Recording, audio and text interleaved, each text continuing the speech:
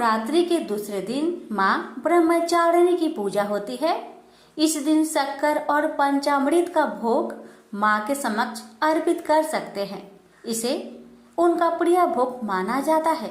माँ दुर्गा की नौ शक्ति का दूसरा स्वरूप ब्रह्मचारिणी का है।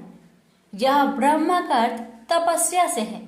माँ दुर्गा का यह स्वरूप भक्तों और सिद्धों को अनंत फल देने वाला है। इनकी उपासना से तप, त्याग, वैराग्य, सदाचार और संयम की वृद्धि होती है। ब्रह्मचारिणी का अर्थ तप की चारिणी यानी तप का आचरण करने वाली देवी का यह रूप पूर्ण ज्योतिर्मयी और अत्यंत भव्य है। इस देवी के दाएं हाथ में जप की माला है और बाएं हाथ में कमंडल धारण किए हैं। पूर्व जन्म में इस देवी ने हिमालय की घर पुत्री रूप में जन्म लिया था और नारद जी के उपदेश से भगवान शंकर को पति रूप में प्राप्त करने के लिए घोर तपस्या की थी। इस कठिन तपस्या के कारण इन्हें तपश्चारिणी अर्थात ब्रह्मचारिणी नाम से अभिहित किया गया। 1000 वर्ष तक इन्होंने केवल फल मूल खाकर बिताए और 100 वर्षों तक केवल जमीन पर रहकर शाक पर निर्वाह किया। कुछ दिनों तक कठिन उपवास रखे और खुले आकाश के नीचे वर्षा और धूप के घोर कष्ट सहे। 3000 वर्षों तक टूटे हुए बेल पत्र खाए और भगवान शंकर की आराधना करती रही। इसके बाद तो उन्होंने सूखे बेल पत्र खाना भी छोड़ दिए। कई हजार वर्षों तक निर्जल और निराहार रहकर तपस्या करती रही। पत्तों को खाना छोड़ देने के कारण ही इनका नाम अपर्णा नाम पड़ गया। कठिन तपस्या के कारण देवी का शरीर एकदम क्षीण हो गया। देवता, ऋषि, सिद्धगण, मुनि सभी ने ब्रह्मचारिणी की तपस्या को अभूतपूर्व पुण्यकृत बताया, सराहना की और कहा, हे देवी, आज तक किसी ने इस तरह की कठोर तपस्या नहीं की। यह तुम ही से संभव थी। तुम्हारी मनोकामनाएं परिपूर्ण होगी और भगवान चंद्रमौली शिव जी तुम्हें पति रूप में प्राप्त होंगे। अब तपस्या छोड़कर घर लौट जाओ। जल्दी ही तुम्हारे पिता तुम्हें बुलाने आ रहे हैं। इस देवी की कथा का सार ये है कि जीवन की कठिन संघर्षों में भी मन विचलित नहीं होना चाहिए। माँ ब्रह्मचारिणी देवी की कृपा से सर्व सिद्धि प्राप्त होती है। दुर्गा पूजा के दूसरे दिन देवी के इसी स्वरूप की उपासना की जाती है। प्रेम से बोलिए ब्रह्मचारिणी देवी की जय। आप श्रवण करें आरती। जय अम्बे ब्रह्मचारिणी माता, जय चतुरानन प्रिय सुखदाता। ब्रह्मा जी के मन को भाती हो, ज्ञान सभी को सिखलाती हो। ब्रह्मा मंत्र है जाप तुम्हारा, जिसको जपे सकल संसारा। जय गायत्री वेद की माता, जो मन निस दिन तुम्हें है ध्याता। कमी कोई रहने न पाए, कोई भी दुख सहने न पाए। उसकी बिरती रहे ठिकाने, जो तेरी महिमा को जाने। रुद्राक्ष की माला लेकर जपे जो मंत्र श्रद्धा देकर। आलस छोड़ करे गुण गाना, माँ तुम उसको सुख पहुँचाना। ब्रह्मचारिणी तेरो नाम, पूर्ण करो सब मेरो काम। भक्त तेरे चरणों का पुजारी, रखना लाज मेरी महतारी। प्रेम से बोलिए ब्रह्मचारिणी माता की जय। है कि प्राचीन काल में धरती पर दुर्गम नाम का एक दैत्य निवास करता था। वह बड़ा दुर्दांत और अत्याचारी था। बल भी उसके शरीर में अपरिमित था। वह जब जोर से हंसता था तो उसके मुख से अग्नि की चिंगारियां निकलती थी। दुर्गम ऋषि मुनियों और संतों पर अपना अधिकार स्थापित करना चाहता था। उन्हें अपने संकेत पर चलाना चाहता था, पर प्रयत्न करने पर भी उसकी यह इच्छा पूरी नहीं हो पाती थी। कारण यह था कि ऋषि मुनियों के पास वेदों का ज्ञान था, सिद्धियां थी।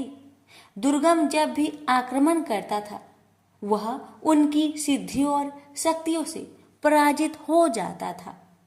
उसने सोचा कि जब तक ऋषियों मुनियों के पास वैद्य रहेंगे वह उन पर आधिपत्य स्थापित नहीं कर सकेगा।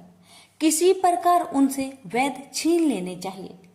यह सोचकर वह वेद प्राप्त करने के लिए ब्रह्मा जी की तपस्या करने लगा। तप करते करते 100 वर्ष बीत गए। उसकी कठिन तपस्या को देखकर ऋषि मुनि भयभीत हो उठे। वेदों के पंडित कांपने लगे। उन्होंने एक साथ मिलकर दुर्गम के तप को भंग करने का बड़ा प्रयत्न किया, पर दुर्गम हिमालय की तरह अपने स्थान पर अडिग बना रहा। दुर्गम ने अविचलित रूप से 1000 वर्षों तक तप किया। आखिर ब्रह्मा जी का आसन हिला। उन्होंने प्रकट होकर दुर्गम से कहा, वत्स, मैं तुम्हारी तपस्या से प्रसन्न हूँ, बोलो तुम्हें क्या चाहिए। दुर्गम ने ब्रह्मा जी को प्रणाम करते हुए कहा, भगवान, यदि आप मेरी तपस्या से प्रसन्न हैं तो मुझे वेद चाहिए। ब्रह्मा जी वरदान देकर चले गए। वेद दुर्गम के पास आ गए। ऋषि मुनि वेद ज्ञान से वंचित हो गए। उनकी सिद्धियां और शक्तियां लुप्त हो गई। यज्ञ बंद हो गए। यज्ञों में दी जाने वाली हबियां भी बंद हो गई। हबियों से परिपुष्ट होने वाले देवता निर्बल हो गए। दुर्गम ने देवलोक पर आक्रमण करके सहज ही उसे अपने अधिकार में ले लिया। देवता देवलोक छोड़कर भाग गए। उधर धरती पर पानी न बरसने के कारण अकाल पड़ गया। मनुष्य, पशु, पंछी सभी जल और अन्न के अभाव में भूखे मरने लगे। चारों ओर हाहाकार मच गया। भूख से व्याकुल प्रजा राजा के द्वार पर पहुंची, पर राजा के भंडार में भी अन्न का नाम तक नहीं था। राजा दुखी प्रजा जनों के साथ ऋषियों के पास गया। ऋषियों ने कहा, राजन, हम क्या कर सकते हैं? हम वेद मंत्रों को भूल गए हैं। ब्रह्मा जी के वरदान से वे दुर्गम के पास चले गए हैं। पृथ्वी पर न यज्ञ हो रहे हैं, न देवताओं को हबियां दी जा रही है। देवता निर्बल हो गए हैं। वे भी कुछ नहीं कर सकते। इस महासंकट को दूर करने के लिए क्या किया जाए, सोच विचार होने लगा। आखिर में निश्चय हुआ कि हम सबको शक्ति की आराधना करनी चाहिए।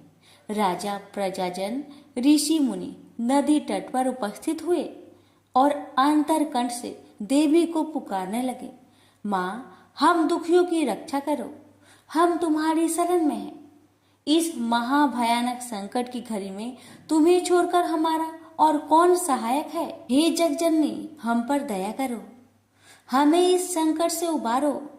अंतरकंठों की पुकार से भगवती दुर्गा द्रवित हो उठी। वे 1000 भुजाओं के साथ प्रकट हुई। उनके बहुत से नेत्र थे। वे अपने हाथों में भांति भांति के अस्त्र शस्त्र धारण की हुई थी। उनकी आंखों से आंसुओं की बूंदें गिरने लगी। उन बूंदों ने प्रचंड धारा का रूप धारण कर लिया। धारा वेग से ऊपर उठी और देवलोक में जा पहुंची। दुर्गम उस प्रचंड धारा को देखकर भयभीत हो उठा। वह देवलोक छोड़कर भाग खड़ा हुआ। उसके हाथ से वेद छूट गए। धारा वेदों को लेकर धरती पर लौट आई। उसने वेदों को ऋषि मुनियों को सौंप दिया। ऋषि मुनियों ने माँ दुर्गा से प्रार्थना की, माँ, अब आप हमें छोड़कर न जाए, या धरती पर निवास कीजिए। भगवती दुर्गा ने ऋषि मुनियों की प्रार्थना स्वीकार कर ली। वे अपने लोक में न जाकर धरती पर ही रह गई। कहते हैं, सहारनपुर की शाकंभरी देवी वही देवी है जिनकी आंसुओं की प्रचंड धारा में दुर्गम सदा सदा के लिए लुप्त हो गया था और जिन्होंने उनसे वेद भी छीनकर पुनः ऋषियों को सौंप दिए थे। प्रेम से बोलिए, माँ दुर्गा की जय हो, शाकंभरी देवी की जय हो। ये माँ दुर्गा की एक अन्य कथा, ये कथा है पूजा का प्रसाद। एक ब्राह्मण था, वह बहुत गरीब था। इस दशा में भी वह माँ भगवती की बहुत बड़ा भक्त था। उसकी पत्नी भी भोली भाली थी। गरीबी की दिन बिताते हुए उसने पति से कभी कुछ नहीं कहा। ब्राह्मण की एक बेटी थी, वह बड़ी सुंदर और चतुर थी। माँ बाप अपनी बेटी को बहुत प्यार करते थे, किंतु जैसे जैसे बेटी बड़ी होती गई उसके विवाह की चिंता उन्हें सताने लगी। एक समय की बात है कि रात बहुत अंधेरी थी। झमझमाझम बरसते पानी में जब आकाश में बादल गरज रहे थे, तभी किसी ने ब्राह्मण का दरवाजा खटखटाया। ब्राह्मण ने दरवाजा खोला। सामने एक राहगीर खड़ा था। उसने कहा, मैं पास की ही गांव में रहने वाला ब्राह्मण हूँ। रिश्तेदारी में जा रहा हूँ। रास्ते में दिन ढल गया है। बरसात शुरू हो गई है। बड़ी कठिनाई से यहाँ तक आ सका हूँ। ब्राह्मण ने कहा, अतिथि के रूप में आप मेरे लिए पूज्य हैं। घर में जो कुछ रूखा सूखा है उसे खाकर संतोष करें। अतिथि ब्राह्मण सत्कार से बहुत प्रसन्न हुआ। बातों बातों में उसे ब्राह्मण की गरीबी और बेटी के विवाह की चिंता की भनक पड़ गई। उसने ब्राह्मण से कहा, आप चिंता ना करें। मेरे गांव में ब्राह्मण का ही एक सुशील लड़का है। मैं आपकी बेटी के हाथ पीले करवाने की जिम्मेदारी उठाता हूँ। दूसरे दिन वह ब्राह्मण चला गया। उसी के प्रयत्न से ब्राह्मण की पुत्री का विवाह हो गया। मगर एक इच्छा और रह गई। माँ दुर्गा देवी की पूजा हो जाती और घर पर 2-4 ब्राह्मण भोजन कर लेते तो कितना अच्छा होता। ब्राह्मण बोला, मेरे मन में भी यह बात थी। विवाह के बाद बेटी को भी नहीं भुला पाए। माँ दुर्गा की पूजा के बहाने उसे भी बुला लेते। नवरात्रि आ रहे हैं, मगर पूजा यूं थोड़ी ही होती है। पैसे तो चाहिए था, कहाँ से लाऊं पैसा? पत्नी बोली, मन में संकल्प है तो काम अवश्य पूरा होगा। माँ दुर्गा की कृपा होगी। तुम जाकर भगवती दुर्गा की मूर्ति लेकर आओ। पत्नी की बात सुनकर ब्राह्मण का उत्साह जाग उठा। वह एक मूर्तिकार के पास गया। मूर्ति का दाम पूछा तो चौंक पड़ा। मूर्ति महंगी थी। ब्राह्मण निराश होकर लौटने लगा। मूर्तिकार सज्जन व्यक्ति था। वह ब्राह्मण की व्यवस्था तार गया। बोला, निराश ना हो, लाओ, तुम्हारे पास जितने पैसे हो मुझे दे दो और मूर्ति ले जाओ। ब्राह्मण सुनकर सोच में पड़ गया। जेब टटोली, उसमें केवल 1 रुपया था, जबकि मूर्ति 10 रुपए की थी। परंतु मूर्तिकार ने उससे 1 रुपए में ही दुर्गा माता की मूर्ति दे दी। घर आकर पत्नी को दुर्गा की मूर्ति दिखाई, लेकिन उस समय पत्नी बीमार थी। ब्राह्मण अकेले ही तैयारी में जुट गया। पत्नी ने कहा, पूजा शुरू होने से पहले बेटी को ससुराल से लेकर आ जाना। ब्राह्मण तुरंत अपनी बेटी को लेने चल दिया। ब्राह्मण अपनी बेटी के ससुराल पहुंचा।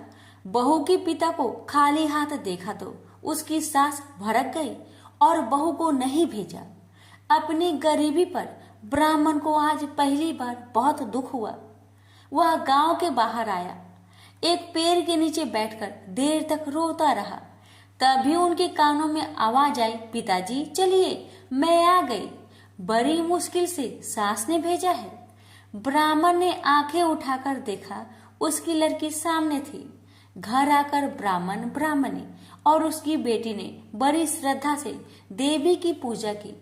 किसी तरह जुगाड़ करके देवी के प्रसाद लिए, कुछ फल और दूसरी सामग्री जुटा ली। परंतु समस्या थी कि इतने कम प्रसाद से काम कैसे चलेगा। ब्राह्मण की बेटी ने कहा, पिताजी आप चिंता ना करें, जिसे चाहे बुला लीजिए। देवी का प्रसाद मैं स्वयं अपने हाथों से बांटूंगी। धड़कते दिल से ब्राह्मण ने आस पड़ोस के लोगों को बुला लिया। पूजा की समाप्ति पर लड़की ने प्रसाद बांटा।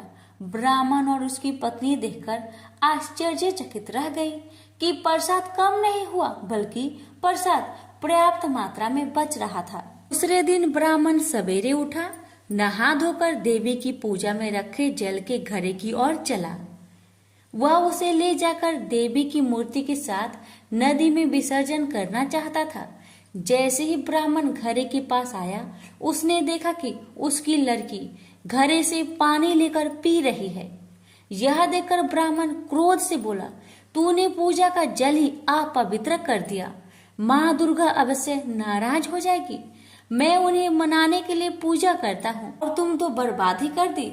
इससे अच्छा तुम ससुराल में रहती तो ही अच्छा था। इतना कहकर ब्राह्मण फिर से पूजा में बैठ गया।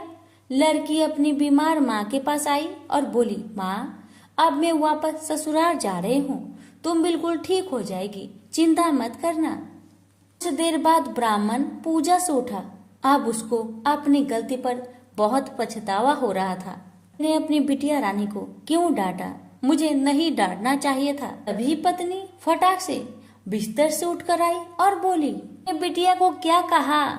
मेरी बिटिया तो चली गई, प्रसाद भी नहीं ले गई। ब्राह्मण ने कहा, बस क्या बताओ, मुझसे गलती हो गई। तुम खाट से उठकर यहाँ क्यों चली आई? जाकर आराम करो, तुम्हारा तबीयत खराब है ना? पत्नी बोली, नहीं, मैं अब बिल्कुल ठीक हूँ। देखो, मेरा बुखार भी नहीं है और मुझे कमजोरी भी नहीं लग रही है। तुम प्रसाद के कुछ फल ले जाओ और मेरी बेटी के ससुराल में देकर आओ। पत्नी की बात सुनकर ब्राह्मण देवी की पूजा का फल लेकर तुरंत घर से निकल गया और बेटी के ससुराल में पहुंचा। बेटी से जाकर कहा, अरे तुम नाराज होकर चली आई, तुम प्रसाद भी लेकर नहीं आई। बेटी, माँ बाप से कोई इस तरह नाराज नहीं होता है। पिता की बात सुनकर बेटी ने कहा, पिताजी मैं तो यही थी, आपके साथ गई ही नहीं। लड़की बोली। अब ब्राह्मण का सर चकरा गया। ब्राह्मण ने सारी बात अपनी बेटी को बताई। यह सुनकर सभी चकित रह गए थे। ब्राह्मण बोला, वह और कोई नहीं, माँ दुर्गा ही थी। माँ ने अपने घड़े का जल स्वयं ही पी लिया था, अपनी पूजा का फल स्वयं ही खाए। मैं तो धन्य हो गया। ससुराल वाले भी लज्जित थे कि उन्होंने बहू को उसके मायके में नहीं भेजा। प्रेम से बोलिए माता रानी की जय। सुनिए एक अन्य कथा। ये कथा है माँ दुर्गा से जुड़ी रेवती नक्षत्र की कथा। प्राचीन काल में ऋषित्वक नाम का एक मुनि थे। उनकी बुद्धि बड़ी विलक्षण थी। उनके यहाँ समयानुसार पुत्र उत्सव हुआ। रेवती का चौथा चरण गंडात होता है, उसी में उस बालक की उत्पत्ति हुई। मुनि ने उस लड़के की जात कर्म आदि सभी क्रियाएं सविध संपन्न की थी। चूड़ाकरण और उपनयन आदि संस्कार भी संपन्न किए। महात्मा ऋतुवाक के यहाँ जब से उस पुत्र का जन्म हुआ, तभी से वे रोग और शोक से चिंतित रहने लगे। क्रोध और लोभ उन्हें सदा घेरे रहते थे। माता की भी यही स्थिति हो गई। उसे निरंतर अनेक रोग सताने लगे। वह उदास होकर चिंता में डूबी रहती थी। वह लड़का भी उद्दंड हो गया। तब मुनि अत्यंत चिंतित होकर सोचने लगे, कौन सा ऐसा कारण है जिससे मेरा यह पुत्र महान दुष्ट हो गया है। यह सोचकर वे गर्ग जी के पास गए और उनसे पूछा, भगवान आप ज्योतिष शास्त्र आचार्य हैं, मेरे पुत्र के दुराचारी होने का क्या कारण है? गर्ग जी बोले, मुने पुत्र के दुष्चरित्र होने में न तुम कारण हो और न माता तथा न कुल ही।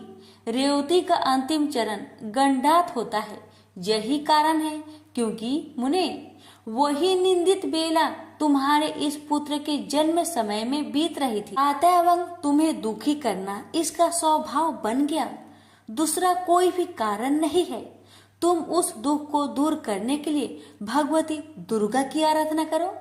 यत्न पूर्वक सुपूजित होने पर वे संपूर्ण विघ्न शांत कर देती है। गर्ग जी की बात सुनकर ऋतुवाक मुनि क्रोध से मूर्छित हो गए। उन्होंने रेवती को श्राप दिया, वह आकाश से गिर जाए। उस समय नक्षत्र मंडल चमक रहा था, उधर सबके नेत्र लगे हुए थे। इतने में ही मुनि के श्राप से रेवती नक्षत्र आकाश से टूटकर गिरी पर आ पड़ा। रेवती की गिरने से वह पर्वत रेवतरु नाम से प्रसिद्ध हो गया। तब से उस पर्वत की शोभा और भी अधिक बढ़ गई। यो रेवती को श्राप देने के पश्चात मुनिवर ऋतुवाक गर्ग जी की कथानुसार भगवती दुर्गा की आराधना करके सुख और सौभाग्य से संपन्न हो गए। रेवती नक्षत्र का जो तेज पर्वत पर गिरा, उससे एक कन्या उत्पन्न हो गई। जगत में अनुपम सुंदरी होकर वह दूसरी लक्ष्मी की भांति शोभा पाने लगी। रेवती के तेज से प्रकट होने वाली उस कन्या पर मुझ ऋषि की दृष्टि पड़ी। उसे देखकर वे प्रसन्न हो गए और उसका नाम रेवती रख दिया। महर्षि परमुज का आश्रम कुमुदगिरी पर था। उस कन्या को वे अपने स्थान ले आए और पुत्री की भांति धर्म पूर्वक उसके पालन पोषण की व्यवस्था कर दी। जब कुछ समय बाद वह सुंदर कन्या युवती हो गई, तब उसे देखकर कौन इसके योग्य वर होगा, ये मुनि विचार करने लगे। बहुत खोजबीन करने पर भी उस कन्या के अनुरूप वर पाने में उन्हें सफलता न मिल सकी। तब वे अग्निसाल में जाकर अग्निदेव की उपासना करने लगे। अग्निदेव प्रसन्न हुए और कन्या के वर के विषय में मुनि से बोले, मुने, सदा धर्म में तत्पर रहने वाले पराक्रमी, शूरवीर, प्रिय भाषी तथा युद्ध में पीछे न हटने वाले राजा दुर्दम इसके पति होंगे। अग्निदेव की बात सुनकर मुनि प्रसन्न हुए। उसी समय संयोगवश राजा दुर्गम शिकार खेलने के बहाने परमुच ऋषि के आश्रम में आए। जब वह आश्रम के भीतर गए तब उन्हें मुनि दिखाई न पड़े, अतः उन्होंने उस कन्या रेवती को बुलाया और संबोधित करके पूछा, प्रिय, महाभाग महर्षि कहाँ है? मैं उनके चरणों के दर्शन करना चाहता हूँ। कन्या बोली, महाराज, मुनिवर अभी अभी निकलकर अग्निशाला में गए हैं। कन्या की बात सुनकर राजा दुर्दम अग्निशाला के द्वार पर पहुंच गए। वे राजोचित वेशभूषा में थे। नम्रता से उनका मस्तक झुका हुआ था। उन पर मुनि की दृष्टि पड़ी। तब राजा ने मुनि को प्रणाम किया। मुनि ने अपने एक शिष्य से कहा, गौतम, अर्घ्य उपस्थित करो। ये राजा अर्घ्य पाने के अधिकारी है, क्योंकि बहुत दिनों में इनका आगमन हुआ है और खास बात तो यह है कि यह हमारे जमाता है। यह कहकर मुनि ने उन्हें अर्घ्य दिया और राजा ने उसे स्वीकार भी कर लिया। राजा दुर्दम अर्घ्य आदि के पश्चात आसन पर विराजमान हुए।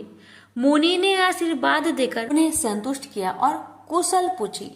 कहा, राजन, तुम्हारी सेना खजाना, त्रिमंडली, भृत्य वर्ग, मंत्री वर्ग, देश, नगर और स्वयं आत्मा में किसी प्रकार की अशांति तो नहीं है? तुम्हारी पत्नी की तो कुशल पूछनी ही नहीं है, क्योंकि वह तो मेरे यहाँ ही ठहरी हुई है। इसी से मैंने उसका समाचार नहीं पूछा।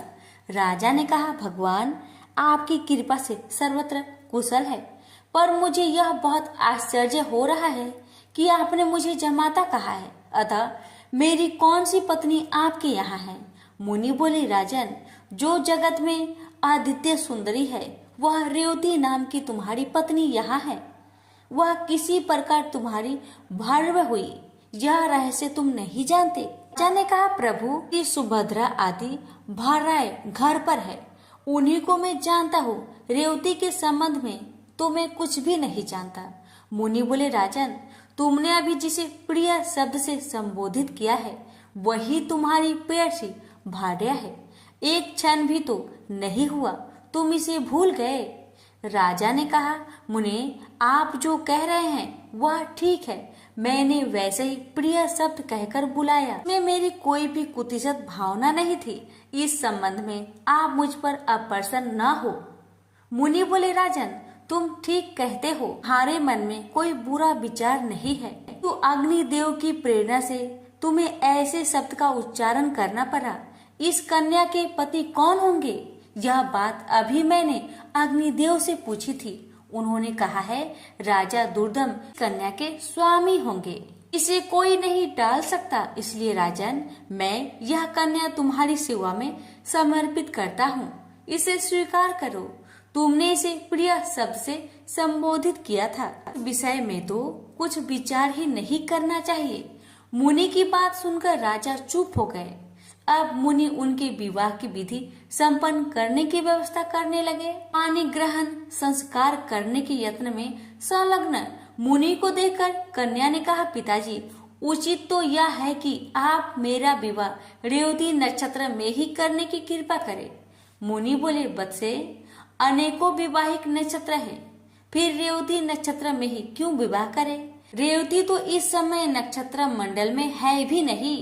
कन्या ने कहा, रेवती से भिन्न नक्षत्र मेरा विवाह संस्कार सुमोचित न होगा। अतएव मैं आपसे प्रार्थना करती हूँ इस नक्षत्र में ही मेरी विवाहिक रस्में संपन्न करने की कृपा करे। मुनि बोले, बहुत समय पहले ऋतुवाक मुनि ने युवती को नक्षत्र मंडल से नीचे गिरा दिया था, अब वहां स्थान नहीं रहा है।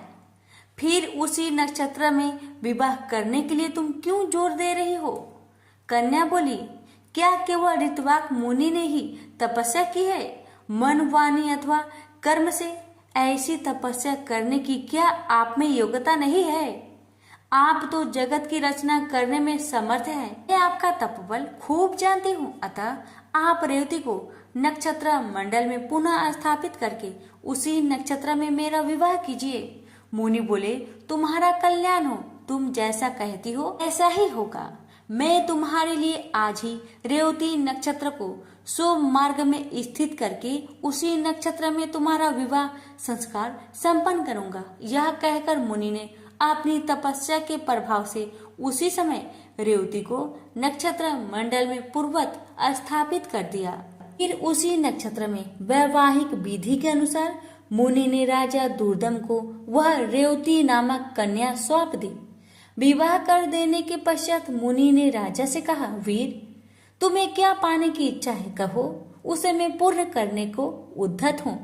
राजा बोले, मुनिवर, मैं स्वयं भू मनु का वंशक हूँ। आपकी कृपा से मुझे मनुवंतर का आदि शास्त्र पुत्र प्राप्त हो, यह मेरी अभिलाषा है।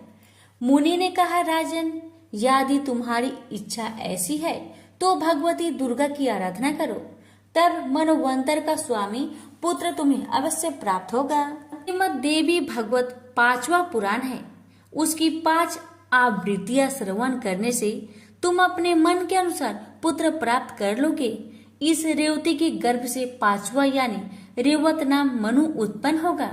मुनि की यो कहने पर राजा ने उनके चरणों में मस्तक झुकाया और अपनी पत्नी को साथ लेकर वे अपने नगर को चले गए और राजगद्दी पर बैठकर उन्होंने शासन आरंभ कर दिया।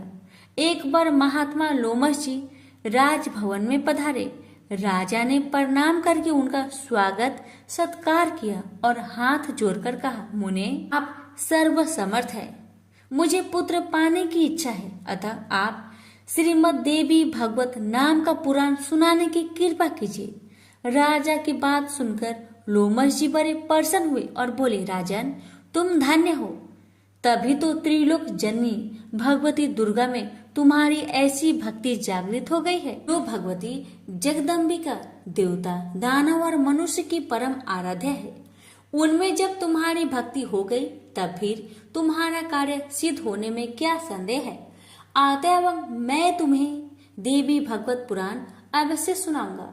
उसके श्रवण मात्र से कोई भी पदार्थ पाने की इच्छा शेष नहीं रहती। यह कहकर लोमश जी ने शुभ मुहूर्त में कथा आरंभ कर दी। समय व्यतीत होने पर भगवती की कृपा से रानी को लोक का कल्याण करने वाला गर्भ ठहर गया।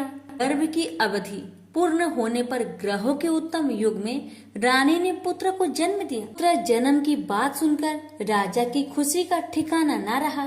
फिर रेवत नाम से विख्यात वह बालक संपूर्ण क्रियाओं का परगामी, धर्मात्मा, धर्म का प्रवचन एवं अनुष्ठान करने वाला, परम पराक्रमी तथा अस्त्र बेताओं में सर्वश्रेष्ठ निकला। तदंतर ब्रह्मा जी ने रेवत को मनु के पद पर प्रतिष्ठित कर दिया। रेवत मनवंतर के स्वामी बनकर धर्म पूर्वक पृथ्वी पर शासन करने लगे। प्रेम से बोलिए जगदम्बा माता की जय।